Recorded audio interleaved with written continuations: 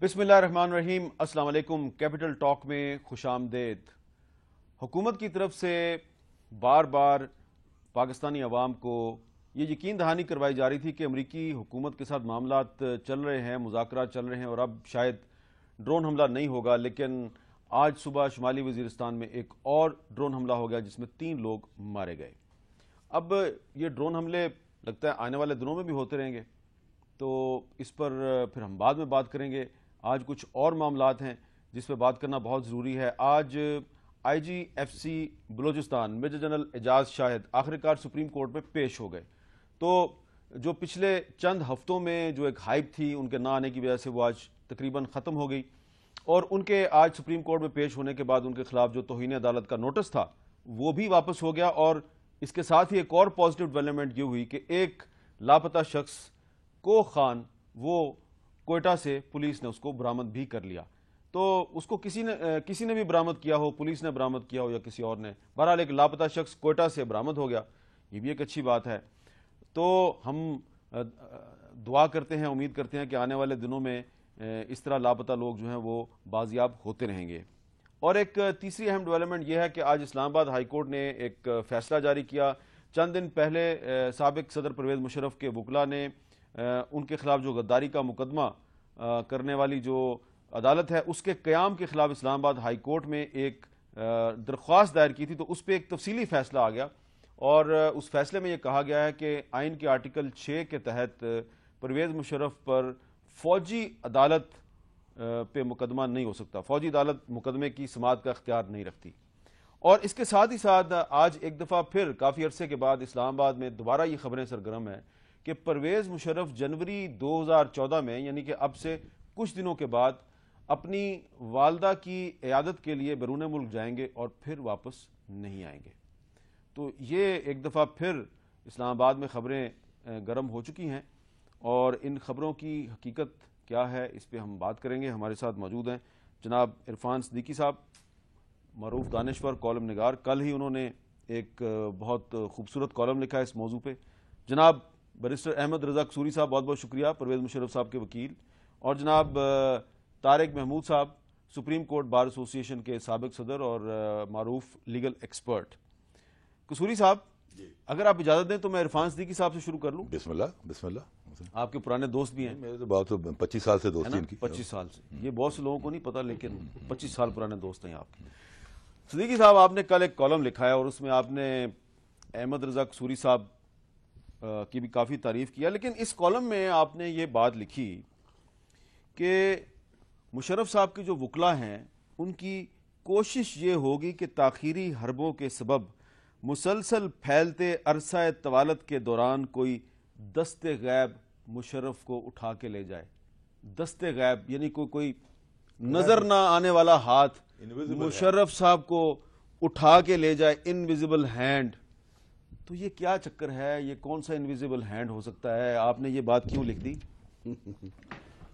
मीर साहब, बात यह है कि मैं समझता हूँ और मैं पहले कह भी चुका हूँ और शायद लिख भी चुका हूँ कि ये जो हाई प्रोफाइल केसेस होते हैं, मुकदमात होते हैं, अदालतों में आ जाते हैं, इनकी नौइयत चाहे कितनी ही संगीन क्यों ना हो या कितनी ही बेबुनियाद क्यों ना हो, किसी पे तैयारा अगवा का केस बना दिया तो वो हो गया, किसी पे कत्ल का बना दिया तो वो हो गया, किसी पे अब ये बन गया गद्दारी। मैं उसकी नौइयत पे नहीं जाना चाहता, ये कसूरी साहब का शोबा है। मैं ये कहता हूँ कि जिस किसी मुकदमे के अंदर कोई सियासी शख्सियत, अब मुशर्रफ साहब को मैं सियासी शख्सियत इसलिए कह रहा हूँ कि वो पूरी तरह सियासत में मुलव्वस रहे, बल्कि लत पत रहे, लिहाजा वो सियासी शख्सियत है। जब एक सियासी शख्सियत आ जाती है तो मुकदमात के जो आईनी और कानूनी पहलू होते हैं वो पस मंजर में चले जाते हैं। आमतौर पर मुकदमे को सियासी बुनियादों पर लड़ा जाता है और सियासी नतायज हासिल करने की कोशिश की जाती है और सियासी मफादात हासिल करने की कोशिश की जाती है।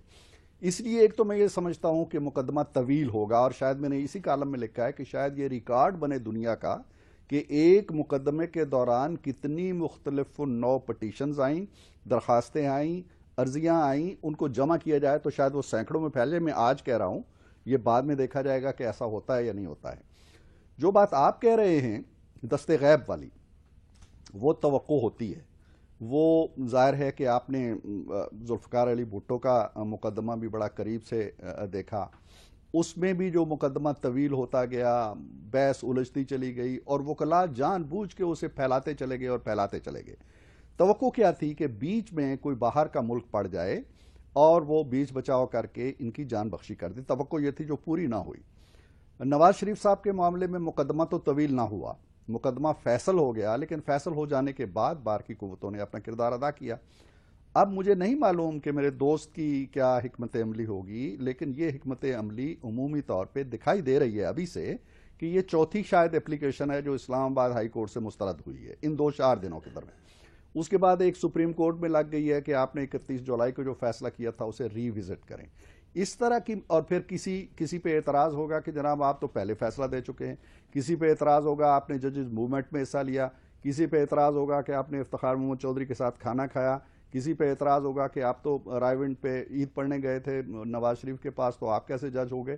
یہ اس طرح کے اعتراضات آتے چلے جائیں گے، مقدمہ پھیلتا چلے گا۔ دستے غیب کی آرزو رہے گی۔ دستے غیب کی آرزو کے سوا میں ایک عامی کے طور پر کہتا ہوں، میں وکیل نہیں ہوں، میں پاکستان کے ایک شہری کے طور پر اور آئین کو تھوڑا بہت دیکھنے کے طور پر یہ سمجھتا ہوں کہ گریز کی اور فرار کی اور بچاؤ کی شاید کوئی رائے نہ تراشی جا سکیں سوائے اس کے کہ کسی دستے غیب کی کوئی آرزو کی جا سکے جو آئے اور اٹھا کے لے جائے۔ اچھا جی، قصوری صاحب، آج کل ایک دستے غیب، بلکہ ایک نہیں 2 دستے غیب ہیں، وہ جنیوا میں بڑے سرگرم ہیں، ان کے بارے میں آپ کچھ بتائیں گے ہمیں، وہ جنیوا میں کیا کر رہے ہیں؟ دیکھیں 2 برٹش QC ہیں، QC کا مطلب کوئنس کونسل۔ یہ یعنی انگلستان کی جو لائرز کی جو ہرارکی ہے اس میں سب سے بڑا، جیسے ہمارے ہاں سینئر ایڈوکیٹ سپریم کورٹ ہے، اس کے لیول پر جو بندہ ہے انگلستان میں اس کو کہتے ہیں QC۔ 2 QC جو ہیں جن کو کہ پاکستانی کمیونٹی ان انگلینڈ سی، کیونکہ سم ہاؤ دی ادر جو پاکستانی کمیونٹی ابراڈ ہے وہ جنم شرف کی بڑے قائل ہے، بڑا چاہتی ہے، انہوں نے ان کو گیج کیا اور 2 دفعہ وہ سوئٹزرلینڈ ہو بھی آئے، اور انہوں نے معاملے کو جو انٹرنیشنل ہیومن رائٹس کمیشن ہے اس کے سامنے پٹ اپ کیا، اس کو ہیومن رائٹ کا ایک معاملہ بنانے کے لیے۔ ہیومن رائٹ ایک ایسا سینسٹیو ایریا ہے کہ جہاں دنیا کے تمام انٹلیکچوئل، جرنلسٹ، رائٹر سارے اکٹھے ہو جاتے ہیں۔ مثلا آج اگر ہمارے ہاں چودھری افتخار صاحب بجائے اپنا اس کے سموسے کے اوپر اپنا اور چینی کے اوپر اپنا سو موٹو کرنے بجائے اگر ڈرون کے اوپر بھی اپنا وہ سو موٹو کرتے، اور لائرز بجائے انڈیپینڈنس جوڈیشری اور اس کے بارے میں اگر وہ نکل آتے گلی بازاروں میں اور ڈرون کو ہیومن رائٹ ایشو بناتے، تو میں آپ کو ایشور کرتا ہوں کہ امریکہ کے اندر بہت سارے تھنک ٹینک اور جو انڈیپینڈنٹ رائٹرز اور جرنلسٹ ہیں وہ باہر نکل آتے کہ بھائی مارنے کی تو گئے ایک کو تو 50 اور دوسرے مار دیے، تم نے کولیٹرل ڈیمیج کر دیا، یہ کس کھاتے میں تھی؟ تو دنیا باہر نکل آتی۔ تو میں یہ سمجھتا ہوں کہ یہ جو گئے ہیں QC، انہوں نے یہ اس کو ہیومن رائٹ ایشو بنا رہے ہیں۔ ایک میں آپ سے عرض کروں گا جناب کہ یہ جو میں آپ سے التجائی کر سکتا ہوں کہ یہ جو غداری کا لفظ ہے، یہ جو ہے غداری ہوتی ہے ریاست کے ساتھ، اسی آئین شکنی کہہ سکتے ہیں، غداری ریاست سے ہوتے ہیں۔ میر جعفر میر صادق غدار تھے جنہوں نے آزادی ہند کے راستے میں رکاوٹ لی، انگریز سے مل گئے۔ ایک پاکستان کا سپہ سالار پاکستان کی ریاست کے خلاف کیسے غدار ہو سکتا ہے؟ تو میں یہ سمجھتا ہوں کہ یہ جنہوں نے بھی یہ کوائن فریز کی ہے غداری، اس کو چینج کیا جائے۔ غدار ایک سپہ سالار نہیں ہو سکتا پاکستان کی فوج کا اپنی ریاست کے خلاف۔ ہاں، ریاست کے اندر آئین کی اگر سکتی ہے تو آئین شکنی کا مقدمہ ہے، غداری کا مقدمہ نہیں ہے۔ اس کو جو اس کا نامنکلیچر جو ہے اس کو بدلا جائے۔ بٹ قصوری صاحب، وہ ہائی ٹریزن جو کہتا ہے کانسٹیٹیوشن، اس کا کیا ترجمہ ہے؟ اس کا یہ نہیں بن، غداری نہیں بنتا۔ نہیں، ہائی ٹریزن کا کیا ترجمہ؟ یہ پڑھ لیتے ہیں ذرا۔ یہ جو آرٹیکل 6 ہے وہ کہتے ہیں سنگین غداری۔ سنگین غداری کوئی شخص جو طاقت کے استعمال یا طاقت سے یا دیگر غیر آئینی ذریعے سے دستور کی تنسیخ کرے یا تنسیخ کرنے کی سعی یا سازش کرے، تخریب کرے یا تخریب کرنے کی سعی یا سازش کرے، سنگین غداری کا مجرم ہوگا۔ But this is a wrong term. I protest. میرا کام تھا پروٹیسٹ نہیں، ٹھیک ہے۔ میں کہتا ہوں کہ اس کو آپ آئین شکنی کی ہے کہ آئین شکنی بذات خود بڑا ایک سیریس الزام ہے کہ آپ نے ایک دستور کو اور آپ نے میر جعفر کا ذکر کیا۔ آپ کو پتہ ہے نا، میر جعفر جو ہے وہ آرمی چیف تھا سراج الدولہ کا۔ آرمی چیف تھا سراج الدولہ کا. ہاں تو لیکن اس وہ تو انگریز کے ساتھ مل گیا تو کیا آپ کا اس نے اپنی توپوں میں آپ کا آرمی چیف کیا ہندوستان کے ساتھ مل گیا؟ نہیں، ہم یہ نہیں کہہ رہے. کیا آپ کا کوئی دو چار نہیں ضلع بالکل آپ صحیح کہہ رہے ہیں. آپ صحیح کہہ رہے ہیں. ہم صرف یہ کہہ رہے ہیں کہ جو آرٹیکل 6 میں جو تاریخ کی گئی ہے، میرا کام تھا آپ کو ایک پروٹیسٹ کرنا. ٹھیک ہے. یہ پاکستان کے عوام کا فیصلہ ہے کرے گی کہ میں صحیح کہہ رہا ہوں یا آپ صحیح کہہ رہے ہیں. میں کہتا ہوں کہ یہ غداری کا لفظ میں نے نہیں کہا. میں آپ کے کہنے پہ میں اس کو جی آپ نے مجھے کیا سجیسٹ کیا ہے؟ میں نے کہا کہ قانون آئین شکنی. چلے میں جی ابھی آج کے پروگرام میں صرف آئین شکنی کہوں گا، میں غداری نہیں کہوں گا، کیونکہ قصوری صاحب کا میں احترام کر دیا. قصوری صاحب تو ایک نقطہ نظر رکھتے ہیں. وہ شاید یہ کہیں کہ یہ آئین شکنی بھی نہیں ہے، یہ آئین سے تھوڑا بہت انحراف تھا معمولی سا، ان کو استحقاق حاصل ہے وکیل ہونے کے لیے. میں یہ کہہ رہا ہوں کہ یہ وہ الفاظ ہیں جو نہ آپ نے دیے ہیں نہ میں نے دیے. بالکل ٹھیک ہے. یہ کانسٹیٹیوشن نے دیے ہوئے ہیں. ٹھیک ہے. اچھا اب طارق محمود صاحب، کانسٹیٹیوشن کی بات ہو رہی ہے تو پاکستان کے ایک بہت بڑے کانسٹیٹیوشنل لائر ہیں جناب شریف الدین پیرزادہ صاحب، وزیر قانون بھی رہے ہیں، اور یہ جو آئین ہے اس پہ ان کی بڑی گہری نظر ہے، اور آپ بھی سپریم کورٹ کے وکیل ہیں. آپ کو پتا ہے وہ کبھی کرمنل ٹرائل کے لیے نہیں آئے کبھی؟ نہیں، اس کی بنیادی وجہ ایک اور ہے. دیکھیں ایک نہیں، میں نے سوال پوچھا. نہیں میں عرض کر رہا ہوں. کرمنل ٹرائل کے لیے میں نہیں آتے وہ. نہیں اس لیے کہ یہ صرف ایک کرمنل ٹرائل نہیں ہے. نہیں، میں یہ آپ سے یہی سوال کرنا چاہ رہا ہوں کہ شریف الدین پیرزادہ صاحب اس مقدمے میں یعنی کہ کرمنل ٹرائل میں آ کے پرویز مشرف صاحب کا دفاع کریں گے، یہ ایک بہت بڑا معجزہ نہیں ہے؟ نہیں، اس کی ایک وجہ ہے نا جو میں سمجھ رہا ہوں. یہ دیکھیں، یہ صرف ایک لیگل کیس نہیں ہے، یہ ایک پولیٹیکل کیس بھی ہے، لیکن یہ صرف پولیٹیکل کیس نہیں ہے، یہ بنیادی طور پر ایک کانسٹیٹیوشنل کیس ہے. کیونکہ اس میں جو بحث ہونی ہے نا بہت سی چیزوں پر، وہ کانسٹیٹیوشنل بحث ہونی ہے. ٹھیک ہے. تو اس لیے ان کو لایا گیا. بلکہ میں آپ کو بات بتا دوں، میرا ایک پرسپشن ہے، میں ذرا احتیاط سے بات کروں گا، کہ اس سے پہلے جو سپریم کورٹ میں پٹیشن چل رہی تھی جس میں یہ قصوری صاحب تو ڈیفینڈ بھی کر رہے تھے، جس میں سندھ ہائی کورٹ بار والا نہیں، یہ کیس جس میں کہا گیا تھا کہ یہ گورنمنٹ کو کہا جائے کہ ان کے خلاف آرٹیکل 6 کا مقدمہ دائر کیا جائے، تو اس میں بھی میرا پرسپشن یہ ہے کہ اس میں بھی ڈیفینیٹلی ان کی ایڈوائس جو ہے موجود تھی، وہ اس میں آن بورڈ تھے. ٹھیک ہے. نہیں تو آپ کے خیال میں شریف الدین پیرزادہ صاحب جیسی ایک بڑی شخصیت جو ہے وہ اگر اس کیس میں مشرف صاحب کا دفاع کر رہی ہے تو ان کے مقابلے پہ اکرم شیخ صاحب ہیں تو کیا ہوگا؟ نہیں دیکھیں نا، یہ میں آپ کو ایک چھوٹی سی بات بتاؤں. دیکھیں اس باتوں سے کوئی فرق نہیں پڑتا. میں آپ کو بتاؤں فرق پڑتا ہے اسسٹنس کے لحاظ سے، لیکن آپ اس بات کو کیوں بھول جاتے ہیں کہ الٹیمیٹلی جو فیصلہ کرنا ہے وہ تو جج صاحبان نے کرنا ہے. میں آپ کو ایک پریکٹیکل ایکسپیرینس بتا دوں. دیکھیں بعض اوقات ایسا ہوتا ہے کہ دیکھیں 3 جج سپریم کورٹ میں بیٹھے ہوئے ہیں، اگر ایک آدمی اپنا ایک بریف لے کر آیا ہے تو صرف اس کو اس بنیاد پر نان سوٹ نہیں کیا جا سکتا کہ ایک میری طرح کا نالائق وکیل آ گیا ہے. یہ جج ایڈمنسٹریشن آف جسٹس جو ہے جج صاحبان کی ذمہ داری ہے. وکیل کا کام صرف ہوتا ہے اسسٹ کرنا. تو اگر اسسٹنس نہیں بھی ہوگی تو جج صاحبان ہے، ان کا کام ہے کہ آئین کو، قانون کو انٹرپریٹ کرنا. تو اس سے کوئی فرق نہیں پڑے گا کہ اے آتا ہے یا بی آتا ہے. لیکن وہ اس لیے ضرور آئے ہیں، جو میری اپنی ایک سوچ ہے کہ چونکہ اس میں کانسٹیٹیوشنل پوائنٹس ریز ہوں گے، ڈیبیٹ ہوگی، تو اسی وجہ سے ابھی آپ نے اس لیے دیکھا نا کہ کسی جگہ پر انور منصور صاحب بحث کر رہے ہیں، کسی جگہ کوئی اور صاحب بات کر رہے ہیں، لیکن کسی جگہ جو ہے وہ شریف الدین پیرزادہ ہوگا. تو جہاں کانسٹیٹیوشنل میٹر آئیں گے یا سنگین قسم کی لیگل بحث ہوگی تو شاید وہاں پر جو ہے نا پیرزادہ صاحب سامنے آئیں گے. اچھا عرفان صدیقی صاحب، یہ بھی خبریں اسلام آباد میں گرم ہیں کہ کچھ دوست ممالک کا مطلب ہے کہ کوئی برادر اسلامی ملک، وہ بھی نواز شریف صاحب کی حکومت سے یہ کہہ رہے ہیں کہ جی مشرف صاحب کو اب باہر جانے دیں. ایک سپر پاور بھی دباؤ ڈال رہی ہے کہ آپ ان کو باہر جانے دیں، اور اسٹیبلشمنٹ یعنی کہ فوج، اس کی بھی یہ خواہش ہے کہ مشرف صاحب کا ٹرائل نہ ہو. تو آپ کا کیا خیال ہے کہ واقعی کوئی دوست ملک نواز شریف صاحب سے کہہ رہا ہے کہ بھئی مشرف صاحب کو جانے دیں، یہ دوبارہ واپس نہیں آئیں گے؟ دیکھیے میر صاحب، یہ تینوں باتیں جو آپ فرما رہے ہیں یہ قیاس آرائیاں ہیں. ان میں کوئی شواہد ٹھوس نہیں آئے ہیں کہ کسی دوست اسلامی ملک نے کہا ہو یا باہر کی کسی قوت نے کہا ہو یا اسٹیبلشمنٹ نے ایسا چاہا ہو. یہ قیاس آرائیاں ہو سکتی ہیں، اندازے ہو سکتے ہیں. میں ایک چیز کا گواہ ہوں اور میں آپ کے اس پروگرام میں وہ شیئر کرنا چاہتا ہوں، وہ بات جو کسی وقت وزیر اعظم نے غالباً آپ سے بھی شیئر کی تھی، مجھے یاد پڑتا ہے، اور مجھ سے بھی انہوں نے تفصیل سے بتایا تھا مجھے. اس وقت وہ وزیر اعظم نہیں تھے. وزیر اعظم نہیں تھے. جب آصف علی زرداری صاحب اور مولانا فضل الرحمان صاحب اور اسفندیار ولی صاحب، یہ تینوں شخصیات ان کے پاس گئی تھیں. اور انہوں نے کہا تھا کہ ہم مشرف صاحب کے اقدامات کو بشمول یہ کیس جو آج چل رہا ہے 3 نومبر کے اقدام کے انڈیمنٹی دینا چاہتے ہیں. اسمبلی وجود میں آ چکی تھی 2008 کی. تو وزیر اعظم جو آج ہیں اس وقت قائد حزب اختلاف کہہ لیں یا ایک عام سیاستدان تھے, انہوں نے کہا جی کہ میں تو آن بورڈ. کہنے لگے کیوں دیں گے ہم؟ انہوں نے کہا جی اسٹیک ہولڈر سے ہماری انڈرسٹینڈنگ ہو چکی ہے. انہوں نے کہا کون سے اسٹیک ہولڈرز ہیں؟ تو غالباً انہوں نے یہ نام لیے جو 3 آپ نام لے رہے ہیں, کسی نہ کسی حوالے سے ان تینوں کا ذکر آیا. امریکہ اور آرمی, امریکہ کہہ لیں, آرمی کہہ لیں, وہ دوست ملک جس کی طرف آپ اشارہ کر سعودی رہے ہیں عرب. وہ کہہ لیں. تو انہوں نے کہا جی کہ میری کوئی انڈرسٹینڈنگ کسی سے نہیں ہے, نہ میں اسٹیک ہولڈرز کو جانتا ہوں, میں انڈیمنٹی کے اس عمل میں شریک نہیں ہوں گا, آپ دینا چاہتے ہیں تو دے دیں. تو وہ معاملہ وہاں رک گیا.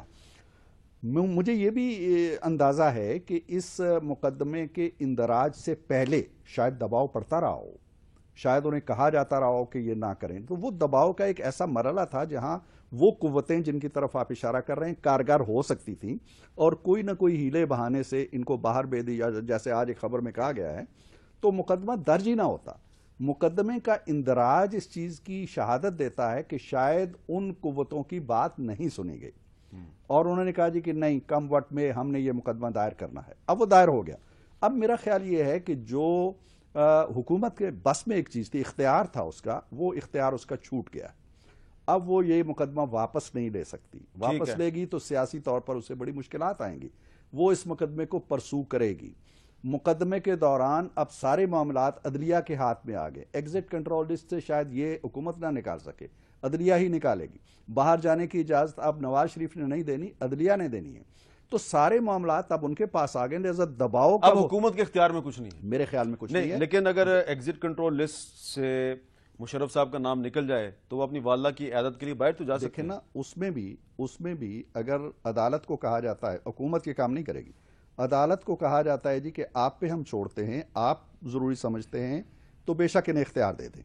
عدالت اپنے طور پہ اختیار دے دیتی. اگر حکومت ایگزٹ کنٹرول سے نکال بھی دیتی ہے اور عدالتی بینچ یہ کہتا ہے کہ نو, مقدمے کی نوعیت ایسی ہے کہ ہم نہیں یہ اجازت دے سکتے, تو میرا خیال یہ ہے کہ حکومتی فیصلے کے اوپر عدالتی فیصلہ حاوی ہو جائے گا. ہاں, یہ فیز جو آئے گا اگر یہ مقدمے کا فیصلہ مشرف صاحب کے خلاف ہو جاتا ہے, اگر وہ بری ہو جاتے ہیں, کیس ثابت ہی نہیں ہوتا, ویل اینڈ گڈ, آزاد ہو گئے, بری ہو گئے. لیکن اگر فیصلہ ان کے خلاف آتا ہے تو پھر یہ قوتیں جن کا آپ ذکر کر رہے ہیں از سر نو بروئے کار آئیں گی. اچھا, نئے طریقے سے اثر و رسوخ ڈالیں گی اور پھر شاید وہ کہانی دہرائی جائے جو ہمارے یہاں میاں صاحب کے سلسلے میں دہرائی گئی تھی یا کسی اور معاملے میں بھی دہرائی جاتی. جی اچھا, قصوری صاحب آپ یہ بتائیے کہ آپ کا کیا خیال ہے کہ جو عرفان صدیقی صاحب کہہ رہے ہیں یہ درست کہہ رہے ہیں کہ اب معاملہ حکومت کے ہاتھ میں نہیں, اب تو عدالتوں کے ہاتھ میں ہے؟ دیکھیں, یہ جو مقدمہ لایا گیا اس کے 2 وجوہات تھیں. ایک تو شیعہ سنی فسادات راولپنڈی میں ہوئے, اس کے بعد وہ بڑے ملتان میں ہوئے, بھاول نگر میں ہوئے, اپنا KPK میں ہو گئے. تو بجائے گورنمنٹ اس پر فوکس کرتی, یہ ایز اے ڈائیورشنری ٹیکٹکس کہ جب گورنمنٹوں کے پاس مسائل کو حل کرنے کا کوئی طریقہ کار نہ ہو تو نان ایشو پر لوگوں کی نگاہ کو مرکوز کرتے, اس کو کہتے ہیں ڈائیورشنری ٹیکٹکس. یہ گورنمنٹوں کا پرانا سٹائل ہے. دوسرا یہ تھا کہ ان کے جو نقاد تھے وہ روز اٹھتے بیٹھتے کہتے تھے کہ میاں نواز شریف آپ تو گلا پھاڑ پھاڑ کے کیمپین کے دوران کہتے تھے کہ ہم جنرل مشرف کو کٹہرے میں لائیں گے, اب آپ پاور میں آ گئے, آپ کیوں نہیں کرتے؟ تو انہوں نے اس کرٹیسزم کے ڈر خوف سے بال جو ہے وہ عدالت کی کورٹ میں پھینک دیا ہے اور آپ بری ذمہ ہو گئے.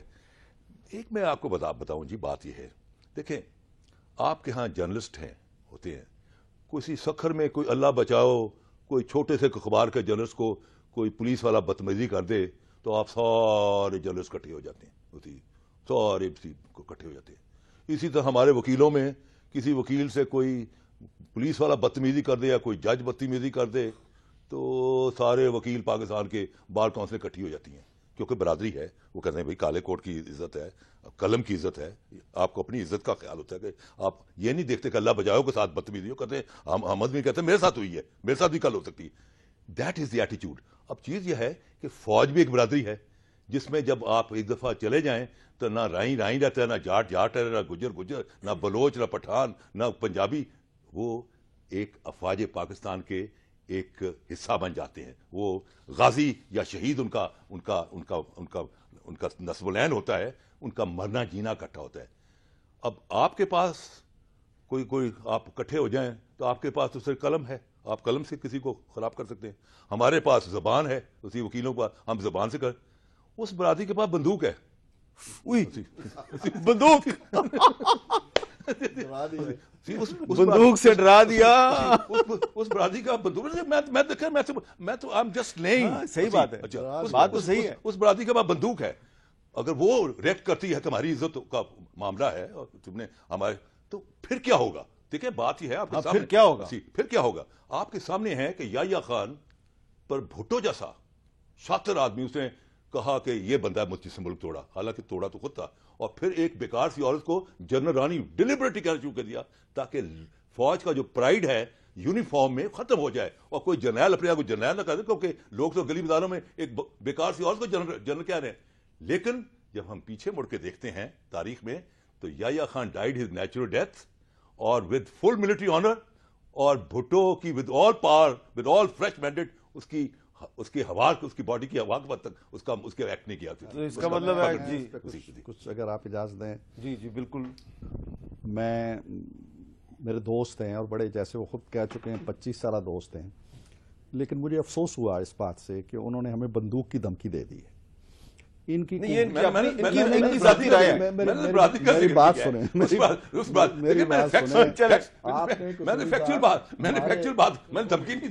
نے ہمارے چھکے چھڑا دیے. بات یہ ہے, چھکے چھوٹ گئے. جی ہاں, بات یہ ہے کہ یہ بڑا ہی خوفناک ایک پہلو ہے جس کی طرف انہوں نے اشارہ کیا ہے. یعنی انہوں نے اپنی گفتگو کے دوران تاثر یہ دیا ہے کہ آپ ایک ایسا کام کرنے جا رہے ہو, ایک ایسے جرنیل کے خلاف ایک کام کرنے جا رہے ہو جس کی برادری جی ایچ کیو کے اندر بیٹھی ہوئی ہے, 111 بریگیڈ بیٹھا ہوا ہے, پورے ملک میں فوج بیٹھی ہوئی ہے, وہ ساری اس کی برادری ہے. اس کو چھیڑو گے تو وہ بندوق لے کے تمہارے پیچھے آ جائے گی, اور وہی کچھ ہوگا جو بھٹو کے ساتھ ہوا یا کسی اور کے ساتھ.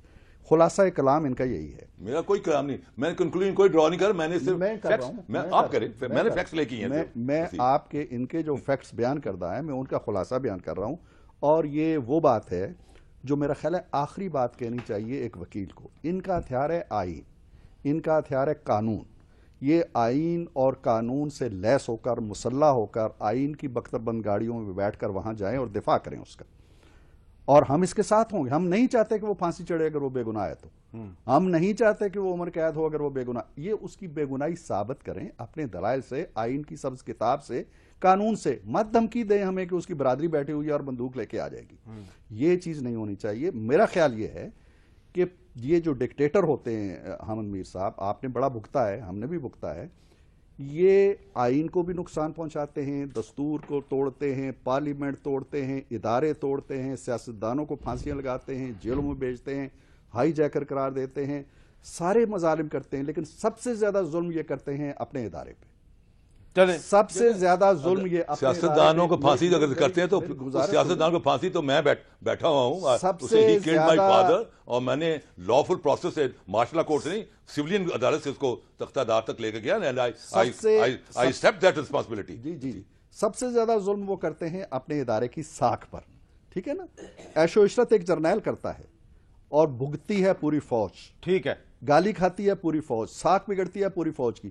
تو کیا آپ یہ کہہ رہے ہیں کہ اگر ادھر سے بندوق اٹھائی جائے گی تو پھر فوج کو دوبارہ گالیاں پڑیں گی؟ بندوق نہیں اٹھائے گی فوج, نہیں اٹھائے گی. یہ وہ فوج نہیں ہے. ٹھیک ہے. فوج کو معلوم ہو گیا ہے کہ اگر کسی شخص نے کوئی جرم کیا ہے تو ایک فرد ہے وہ عدالت میں جائے, اور وہ دیکھیے کل آخری بات میں کرنے لگا ہوں کہ فوج اگر بندوق اٹھا کے یہاں آتی ہے کانسٹیٹیوشن ایونیو پر, تو کیا دلیل ہوگی؟ دلیل یہ ہوگی کہ ایک ایسے شخص کو ہم بچانے جا رہے ہیں جس پہ غداری کا کیس ہے, یا اور کوئی ملک کو بچانے آئیں گے وہ. چلیں جی, یہاں پہ ایک وقفے کے بعد دوبارہ ملتے ہیں.